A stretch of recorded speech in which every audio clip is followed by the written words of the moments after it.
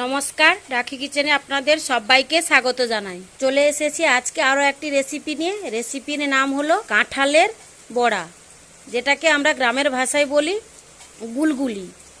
এটাকে তাল দিয়েও বানানো যায়, আবার কাঁঠাল দিয়েও বানানো যায়। ভিডিও শুরুতেই আমার সমস্ত সাবস্ক্রাইবার বন্ধু এবং যত ফলোয়ার্স বন্ধু আছে সবাইকে অনেক অনেক ধন্যবাদ জানাই, এবং যারা আমার নতুন বন্ধু আছে তাদেরকেও সাপোর্ট দিয়ে আমার পাশে থাকার জন্য অনুরোধ জানাই। তাহলে চলো এই কাঁঠালের গুলগুলি বানাতে।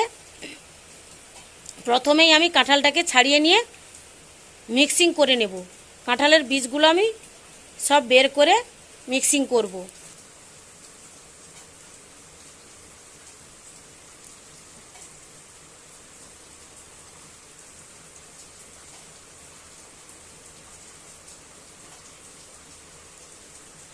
এইভাবে কাঁঠাল থেকে বীজগুলো আমি বের করে নিয়ে মিক্সিং করে ফিরে আসছি। বন্ধুরা শুধু দেখো, এটাকে দেখে কেউ বলবে এটা কাঁঠাল। কাঁঠালটাকে আমি বেটে নিয়েছি, অবশ্যই এটা আমি মিক্সিতেই করেছি। আপনারা শিল নোড়াতেও করতে পারেন, তবে শিল নোড়ার থেকে মিক্সিতে অনেক ভালো বাটা হয়। একদম ইউনিক একটা রেসিপি হতে চলেছে বন্ধুরা। তোমরা শুধু আমার সঙ্গে থাকো এবং দেখতে থাকো আমি কিভাবে কি করি। তাহলে চলো এই কাঁঠালের গুলগুলি বানাতে কি কি উপকরণগুলো লাগছে তোমাদের দেখিয়ে দিই। বন্ধুরা ভিডিওটা কোথাও স্কিপ না করে পুরো ভিডিওটা দেখতে থাকুন। প্রথমেই লাগছে ময়দা। এখানে আমি 1 কেজি পরিমাণ ময়দা নিয়েছি। তারপরে লাগছে গরুর দুধ, কালো জিরে, এখানে লাগছে পানমৌরি, এখানে আমি নিয়েছি সুজি। সুজিটা কিন্তু 200 গ্রাম নিয়েছি, আর সুজিটা আমি 2 ঘন্টা আগে থেকে ভিজিয়ে রেখেছি। এখানে নিয়েছি একটা বড় নারকেল কুড়িয়ে নিয়েছি, 400 গ্রাম চিনি নিয়েছি, এখানে নিয়েছি লবণ 2 চা চামচ। আগেরকে তো তোমাদের দেখিয়েছি আমি। কাঁঠালটাকে আমি মিক্সচার গ্রাইন্ডারে মিক্স করে নিয়েছি। আর লাগছে সাদা তেল, সবশেষে লাগছে জল। এবার আমি সমস্ত উপকরণগুলো একসঙ্গে এই ময়দার সঙ্গে দিয়ে দেব। সুজিটা আগে থেকে ভিজিয়ে রাখলে বন্ধুরা এই গুলগুলিটা কিন্তু খুব নরম হয়। দিয়ে দেব দুধ, কাঁঠালের মাড়,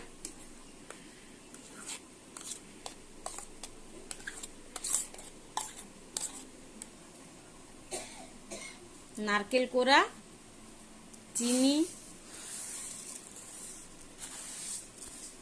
লবণ,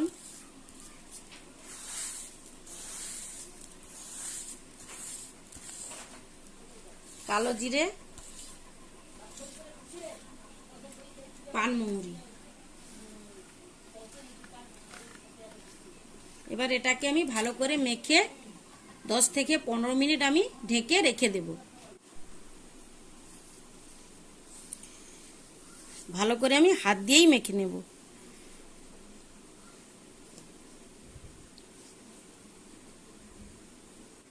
এবার আমি দিয়ে দেব জল। বড় বাটির 1 বাটি পরিমাণ আমি জল দেব। এবারে আমি ভালো করে মেখে নেব।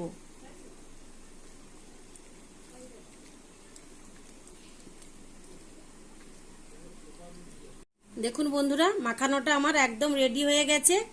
এবার আমি 10 থেকে 15 মিনিট এটাকে আমি ঢেকে রেখে দেব। বন্ধুরা এদিকে আমি গ্যাসটা অন করে কড়াইটা গরম করতে বসিয়ে দিয়েছিলাম। কড়াইটা গরম হয়ে গেছে। এবার আমি দিয়ে দেব সাদা তেল।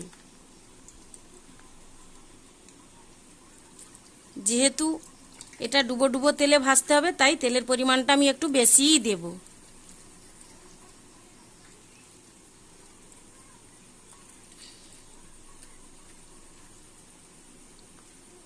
বন্ধুরা এখানে আমার 15 মিনিট হয়ে গেছে, আর ওদিকেও আমার তেলটাও গরম হয়ে উঠেছে। এবার আমি পিঠেগুলো সব তেলে ছাড়বো।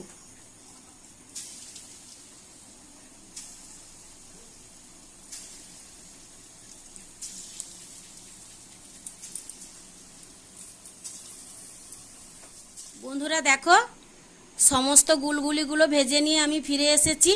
দেখতে শুধু কত সুন্দর হয়েছে, শুধু দেখুন।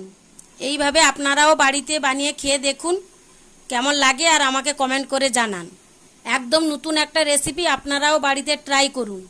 ভিডিওটি ভালো লাগলে লাইক, কমেন্ট এবং শেয়ার করতে ভুলবেন না কিন্তু। যারা আমার এই ভিডিওগুলো ইউটিউব থেকে দেখবেন তারা সাবস্ক্রাইব করে দেবেন, আর যারা ফেসবুক থেকে দেখবেন তারা ফলো দিয়ে আমার পাশে থাকবেন। যারা আমার নতুন বন্ধু আছো, যারা আমাকে সাপোর্ট করছো, তাদের উদ্দেশ্যে বলি আপনারা অবশ্যই আমার পেজে এসে একটা কমেন্ট করে যাবেন, যাতে করে আমিও আপনাদের পেজে গিয়ে ঘুরে আসতে পারি। আজকে তাহলে এই পর্যন্ত। আপনারা সবাই ভালো থাকবেন, সুস্থ থাকবেন। ফিরে আসবো নতুন কোনো ভিডিওতে, নতুন কোনো রেসিপি নিয়ে। ধন্যবাদ।